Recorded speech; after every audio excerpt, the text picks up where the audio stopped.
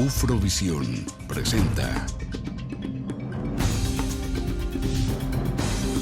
La Frontera, con la conducción de Bernardo de la Maza.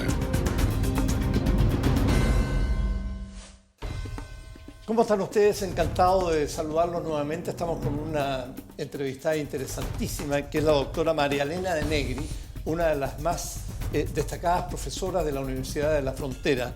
Ella es directora del Núcleo de Ciencias Sociales y Humanidades de la UFRO y además es directora del Centro de Investigación en Psicología Económica y el Consumo. Psicología Económica y del Consumo. Encantado, María Elena. Hola, Bernardo. ¿Qué tal es? ¿Qué es esto de psicología? Es Centro Psicología Económica y del Consumo. ¿Qué cosa rara es esto? Rarísimo. No me ¿eh? suena. ¿Existe en otras partes? Mira, la psicología económica tiene una tradición, yo diría, relativamente nueva, tendrá unos 30, 40 años, lo que en ciencia es decir hoy día en la mañana, digamos. Sí. Pero surge fundamentalmente en Europa. Pero en Chile hay otro centro. En Chile no hay ninguno y en América Latina no hay ninguno. Sí, la UFRO es pionera en este tema e incluso la UFRO ha irradiado a otras universidades latinoamericanas. Nosotros estamos colaborando con universidades en Colombia, en Perú, en Venezuela, en Ecuador, porque estos temas no son muy trabajados en América Latina. ¿Por qué no lo aterrizamos y nos cuentas qué es esto de la psicología económica? Mira, la psicología económica es una interfaz entre la psicología y la economía. Y tiene un foco, que es el entender cómo los cambios que ha sufrido la economía y fundamentalmente la instalación de los modelos económicos cambia la psiquis, cambia la forma de ser de las personas, cambia la cultura y cómo eso impacta también en la salud y en la salud mental fundamentalmente. ¿Cómo podrías definir tú al consumidor chileno? Complejo, ¿eh? Yo creo que antes de definir al ¿Somos hijos del capitalismo? ¿Qué somos? Mira, antes de definir al consumidor chileno, yo creo que hay que definir a la sociedad de consumo. Ya. Yo creo que el modelo económico neoliberal nos cambió. Y nos cambió fundamentalmente porque instaló el consumo en el centro de nuestras vidas. Entonces, toda nuestra identidad se articula en torno al consumo. ¿Sí? ¿Y eso es bueno o es malo? Yo diría que es complicado. Es complicado porque hemos cambiado la ecuación del ser por el tener. Entonces, soy mi casa, soy mi auto, soy la ropa que he visto. Y eso claramente... Soy un fracaso si es que no tengo. Justamente. De hecho, Bauman, que es uno de los grandes pensadores de las sociedades posmodernas, plantea que en este momento los nuevos pobres son los excluidos del consumo. O sea, tú te excluyes del consumo y no existes, no eres. Entonces, eso ha provocado problemas a nivel de nuestras relaciones de convivencia social, porque si bien las brechas, y tú sabes que en Chile uno de los problemas que tenemos es la desigualdad. Enorme. O sea, claro. Enorme. Pero sin embargo las aspiraciones son las mismas. O sea, la familia de clase alta y la familia que vive en una barriada pobre, los dos quieren tener el mismo LED, los dos quieren usar la misma ropa. Y eso te causa problemas. Tener un buen auto, una segunda casa, todas son aspiraciones que existen hoy. Claro, y que la sociedad te ha instalado como lo deseable.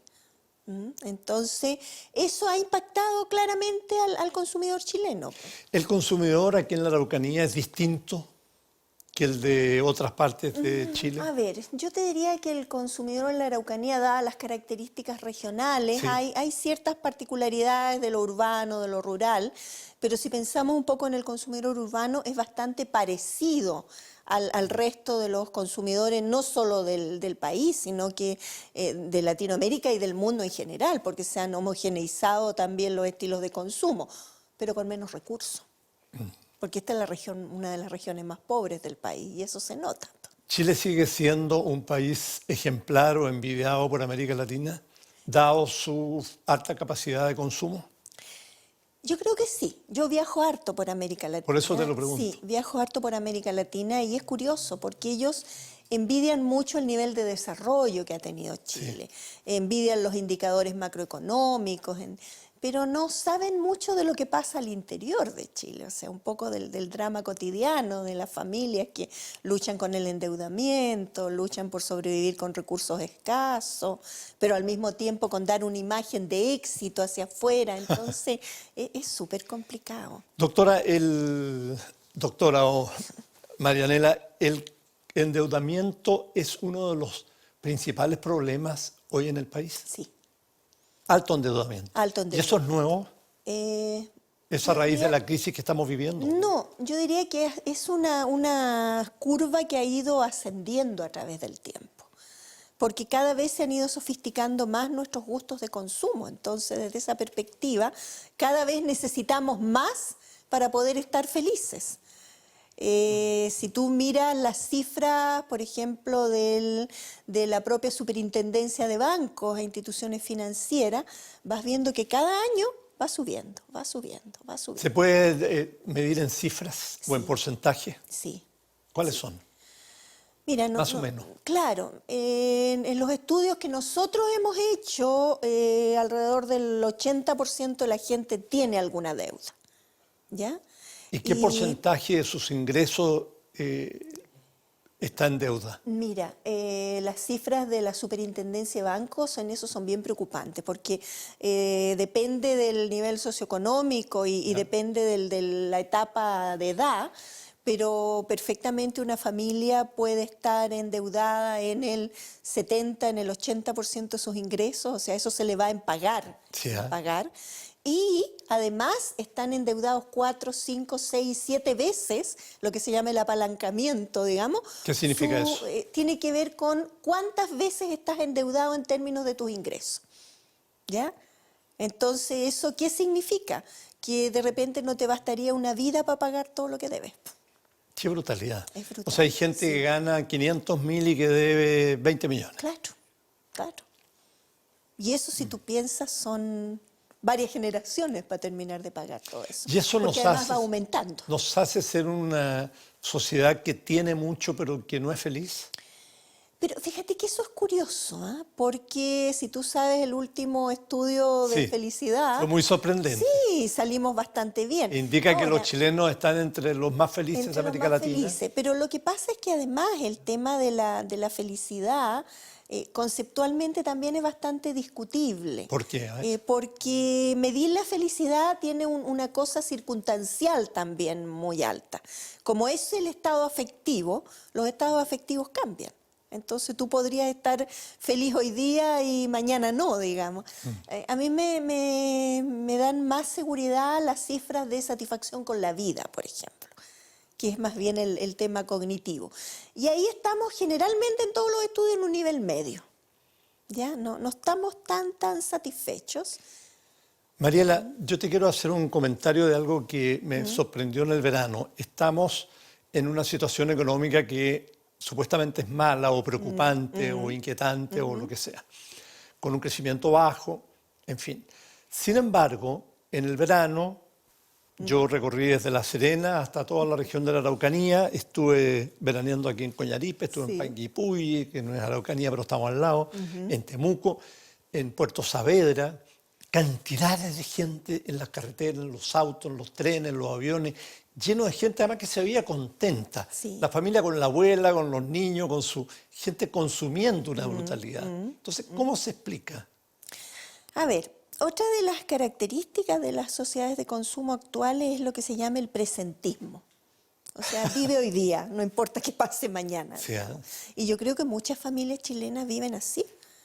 O sea, está la tarjeta de crédito, utilicemos la tarjeta y después veremos cómo se paga, digamos. Entonces, y eso incluso te provoca esta expresión tan corriente que tenemos los chilenos, que es la bicicleta. O sea, como a fin de mes pago con una tarjeta y de ahí saco un avance para pagar la otra y así me las arreglo. Hasta que llega un momento en que ya no te las puedes arreglar. Y ahí es donde viene el crash al interior de la familia. A propósito de la economía chilena, ¿tú crees que la situación económica que estamos viviendo se debe principalmente a una crisis mundial o a un mal manejo del gobierno? Yo creo que es una crisis mundial. Principalmente. Sí, principalmente. ¿Ya además un mal manejo del gobierno o no? Yo no me atrevería a decir eso, fíjate, no me atrevería a decir eso porque yo creo que el tema de la crisis mundial, de hecho incluso nosotros estuvimos a resguardo un tiempo, porque de alguna manera la economía chilena había juntado recursos de sostén, pero ahora ya nos alcanzó. Y eso viene no solo en este momento, o sea, la primera gran crisis que fue la del 2008, cuando, claro, la de la crisis subprime, nos dejó en condiciones un poquito frágiles, digamos, y ahora nos atrapó. ¿Ya? Entonces yo creo que el gobierno está manejando la crisis con lo que puede, digamos. ¿Tú crees que lo hace con seriedad? Yo creo que sí, fíjate, yo creo que sí, que lo hace con seriedad. ¿Ya? Pero yo creo que sí como país, y no me atrevería a decir el gobierno, sino que yo diría como país en general, hemos cometido un gran pecado y que ha sido no educar a nuestra gente para que aprenda a manejar su finanza. En Chile no existe la educación financiera. Si tú miras los currículums educativos... ¿Tú dirías endeudarse menos, ser más cautos en los gastos? Claro, claro. Pero eso la gente no lo aprende de manera automática. A golpes. Claro. Y entonces ahí uno se pregunta, ¿por qué no incluirlo en los planes educativos?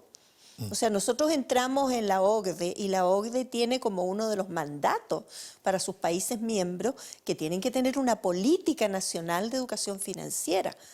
Nosotros el año pasado se levantó una mesa que iba a estudiar los temas de educación financiera, pero todavía no tenemos una política. Hay muchísima gente que nos está viendo en estos momentos, probablemente varios miles o decenas de miles.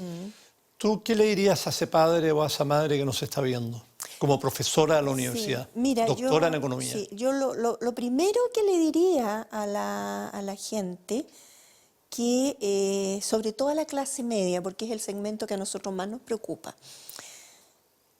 que no transmitan sus culpas comprándoles cosas a los niños.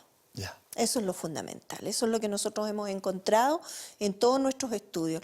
La clase media nuestra es una clase muy golpeada, es una clase muy vapuleada, es una clase que además es muy aspiracional. Sí. Entonces, claramente sus parámetros son los de la clase alta, quiere tener más, ¿ya?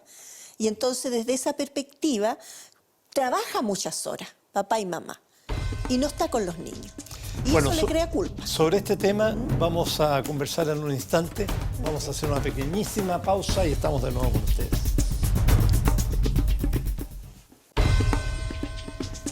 Estamos con la profesora Mariela de Negri de la Universidad de la Frontera, psicóloga y economista, de manera que sus temas son extraordinariamente interesantes porque tocan ambas ramas de las ciencias sociales.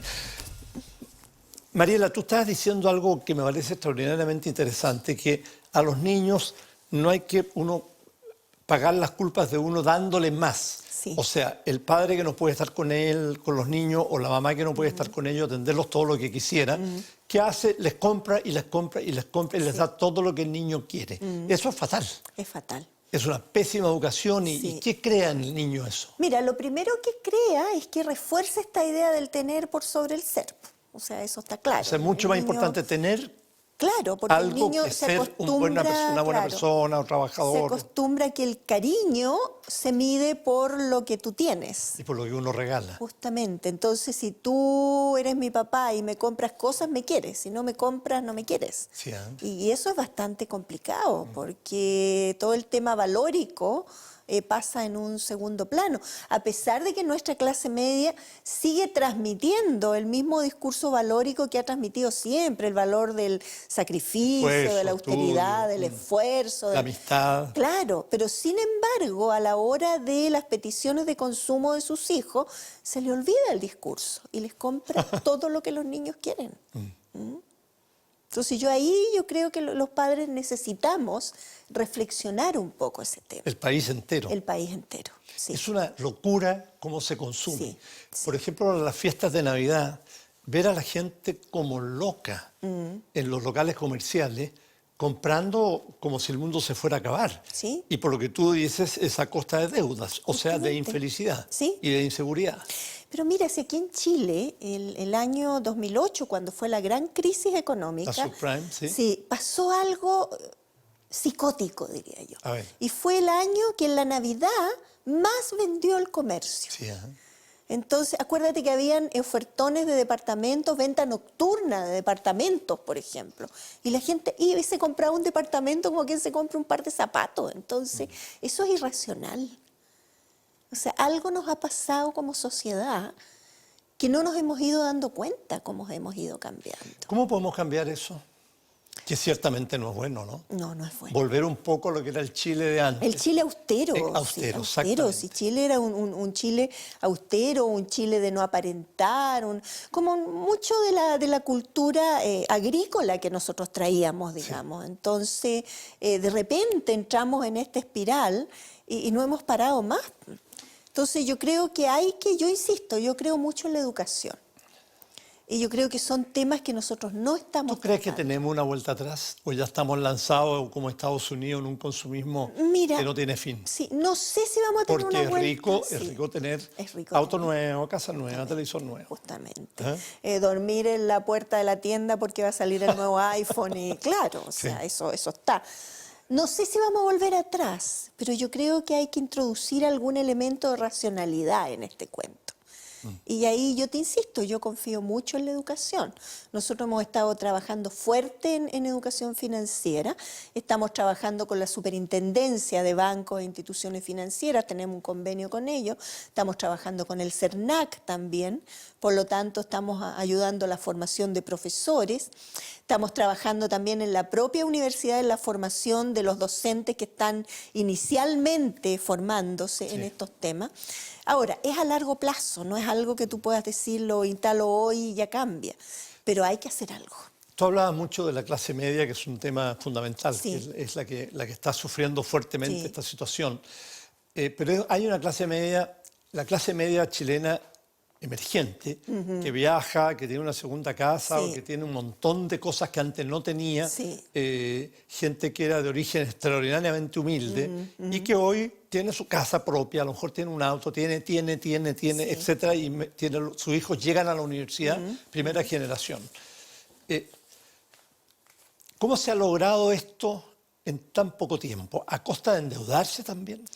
Yo creo que son las dos cosas, a costa de endeudarse y con una capacidad de trabajo que tiene nuestra clase media que es envidiable. O sea, el chileno de clase media trabaja y esa es la paradoja, porque compra mucho pero nunca disfruta de lo que tiene, porque llega tardísimo, porque llega agotado, porque entonces se da Hay una esa crisis familiar importante como afecto de lo que está ocurriendo en la parte económica. Sí, o sea, yo creo que el gran motor del conflicto dentro de nuestra familia tiene que ver con los temas económicos.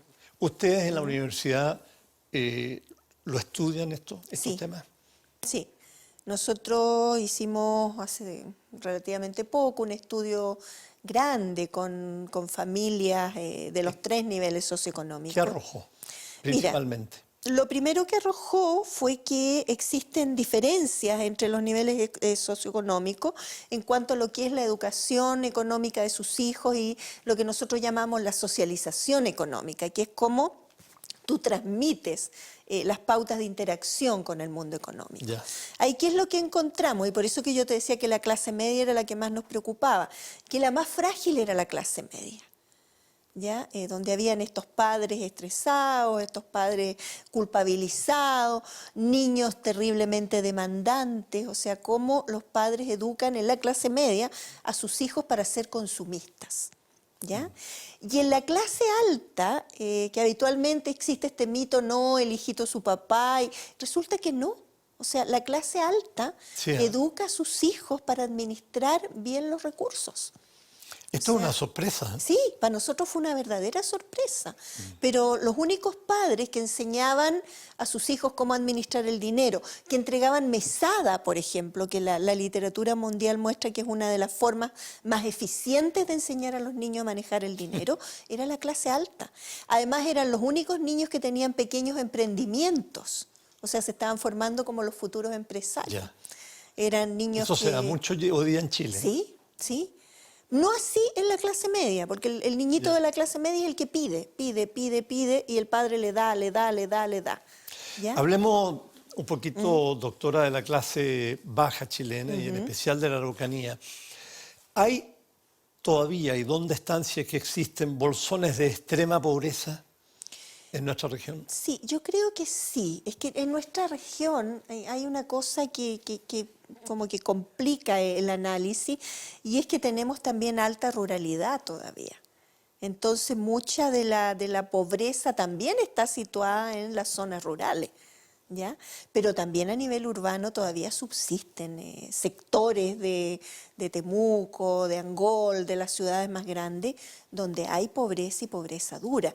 No tanta como antes, porque también hay que reconocer que en Chile la pobreza extrema ha ido disminuyendo, ¿ya?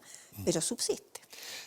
¿Hay efectivamente sectores mapuches que son extraordinariamente pobres? Yo creo que sí. Por ejemplo, Puerto Saavedra. Puerto Saavedra, bueno, Tranapuente, todos estos sectores que están más aislados, donde viven en condiciones, yo diría, de 2 siglos, de 3 siglos atrás, Sí. o sea, sí. Con un nivel- dedicado al campo, un campo que no les da campo que mucho, no les da. menos todavía con la sequía. Justamente, que además está sobreexplotado, porque como hemos cambiado también los parámetros de relaciones que tenía el pueblo mapuche, el pueblo mapuche no era un pueblo que tuviera propiedad de la tierra, era un pueblo que se movía. Entonces, por lo tanto, eso significaba que si tú plantabas en este sector este año, al año siguiente plantabas en Claro, otra parte, y eso claro. implicaba que la tierra no se agotaba. Pero del momento en que empezamos a parcelar, a entregar títulos de dominio, a poner cercos, eso cambió. Y ellos entraron a la pobreza, pues ese es el tema. Doctora, la región de la Araucanía, sorprendentemente, el año pasado estuvo entre las mejores en desarrollo económico del país, después de estar muy baja. Si no me equivoco, según el INE, el crecimiento fue un 4,8%, que es muy bueno a nivel mundial hoy día, que es casi a niveles de China. Sí. ¿Ah? ¿Cómo se explica? ¿Qué ocurrió? A ver, yo creo que se ha ido activando la región, se ha activado el turismo, se han instalado nuevos emprendimientos, los empresarios están más movilizados, también ha llegado mucha gente de afuera que ha ido dinamizando la cosa.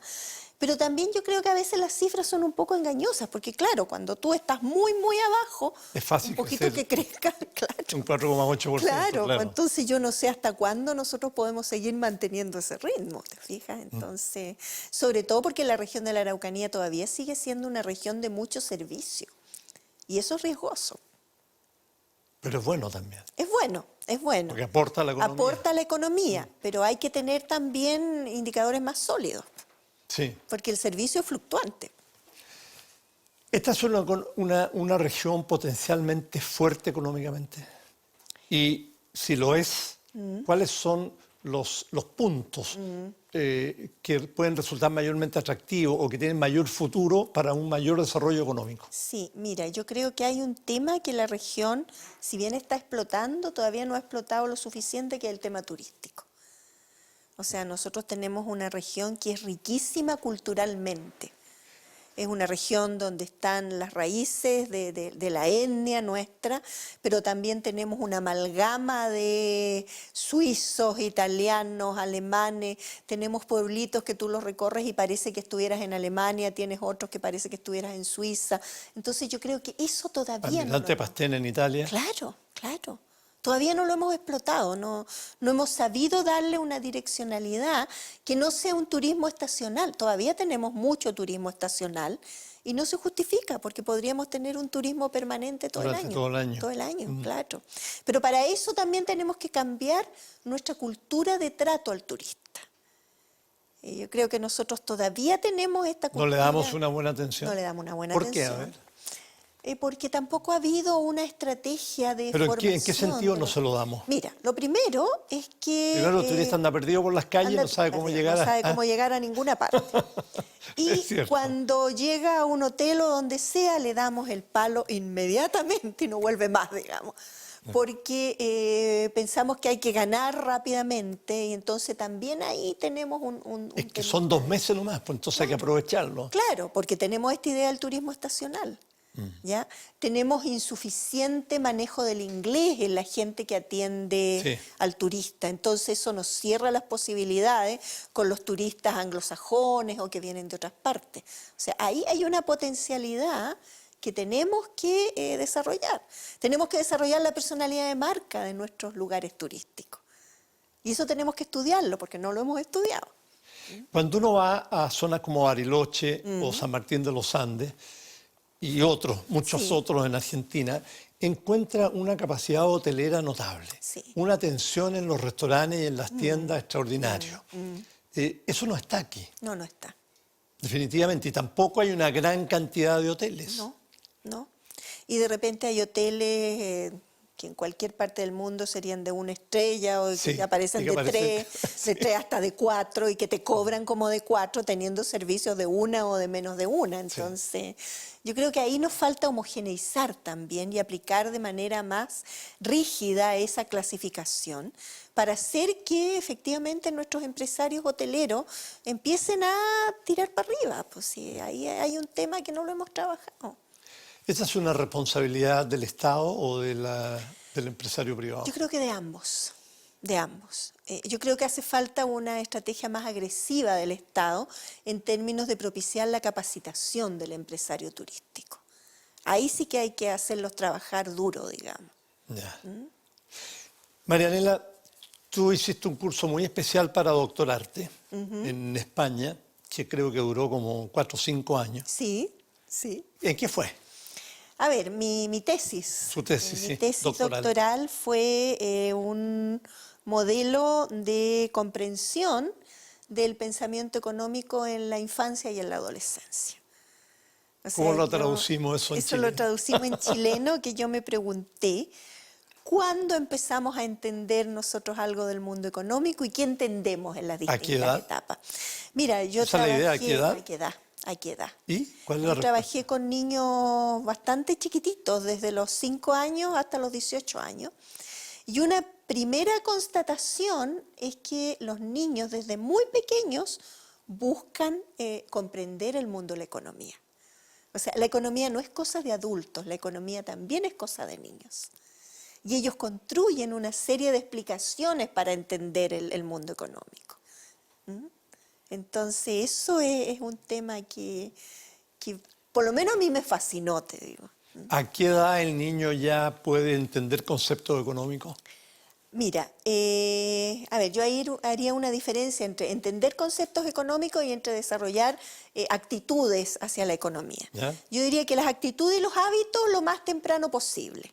¿Ya? O sea, hábitos, por ejemplo, como que al supermercado se va con una lista y no se compra nada que no esté en la lista. Ya, Eso un lo buen podemos, ejemplo. claro, eso lo podemos formar desde los 5 años en adelante. Ya. Comprender conceptos económicos alrededor de los 10 años. Por lo tanto, si lo ubicamos en curso escolar, 5º básico. Perfecto, A partir de ahí yo perfecto. empezaría a dar duro en educación financiera. Bueno, una última pregunta para ir despidiéndonos. ¿Cómo es la economía, la marcha de la economía chilena para este año? Porque hay muchas opiniones que dicen que no, que va a ser peor, que va a ser más malo.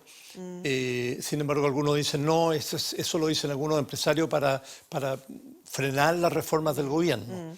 En general, en términos, tú como experta, como doctora Sí. en economía, ¿te la jugarías por qué? ¿Cómo Claro. viene el año? A ver, lo que pasa, yo primero, Bernardo, yo no soy doctora en economía, yo soy doctora en psicología económica. Sí. ¿Ya? Yo diría que no es ni catastrófica ni para abrazarse y saltar de gusto. O sea, yo creo que estamos por una etapa complicada, una etapa en la que vamos a tener que ponerles todo el hombro. Y podemos mantenerlo más o menos entonces como Mantenernos, sí, estamos. como estamos. O sea, Eso no es malo. Es una etapa, yo diría, de más de cautela, o sea, Sí. de que las familias, por ejemplo, lo piensen 2 veces antes de endeudarse, que traten de organizar sus recursos, Sí. que si quieren hacer inversiones grandes, a lo mejor las posterguen un poquito, que traten de ir saliendo de sus deudas. Yo diría que este año es un año clave para tratar de ir ordenándose y saliendo de las deudas. ¿Ya? Gastando menos y pagando más. Gastando menos y pagando más, que también debería ser un poco la lógica del propio país, digamos. Claro, ¿te fijas? claro. Entonces, yo no creo en los augurios catastróficos, ¿ah? No veo señales de que estemos viviendo una catástrofe.